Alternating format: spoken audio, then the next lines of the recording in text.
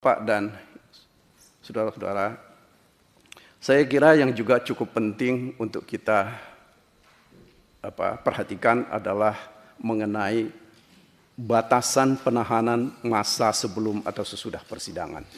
Saya kira ini, kalau saya tidak keliru, salah satu di antaranya yang cukup menarik dari Belanda itu, sekarang ini sangat jarang orang ditahan di pra-persidangan.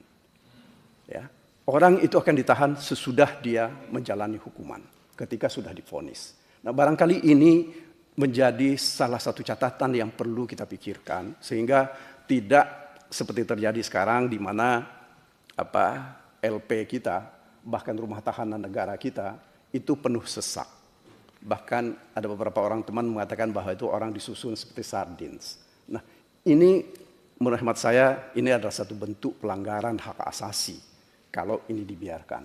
Jadi oleh karena itu, saatnya kita berpikir untuk membatasi waktu penahanan ini.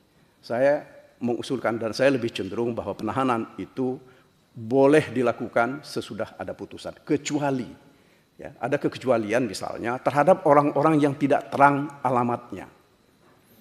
Tidak jelas pekerjaannya.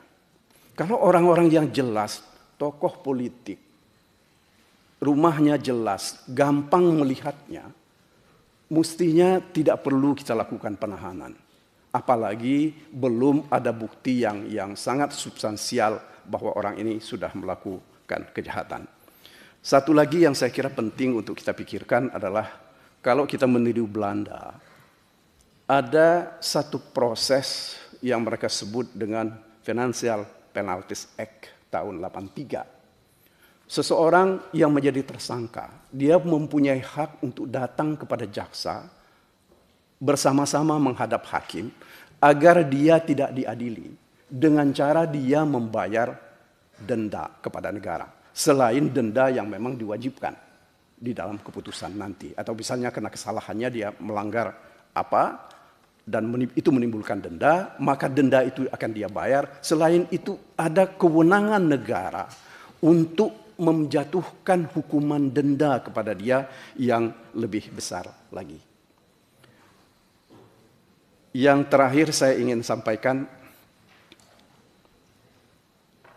adalah pilihan kita terhadap saksi mahkota atau justice kolaborator.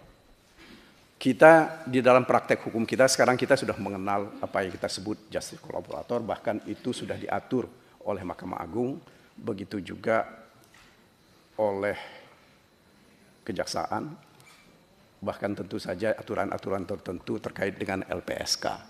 Jadi saya kira pilihan kita di dalam RUU KUHP ini, apakah kita sebut nanti justice kolaborator atau dia akan jadi saksi mahkota. Meskipun kedua-duanya dalam praktek hukum saya lihat itu tidak begitu banyak perbedaannya. Saya kira itu sebagai pengantar dari saya, Pak Ketua. Terima kasih. Assalamualaikum warahmatullahi wabarakatuh.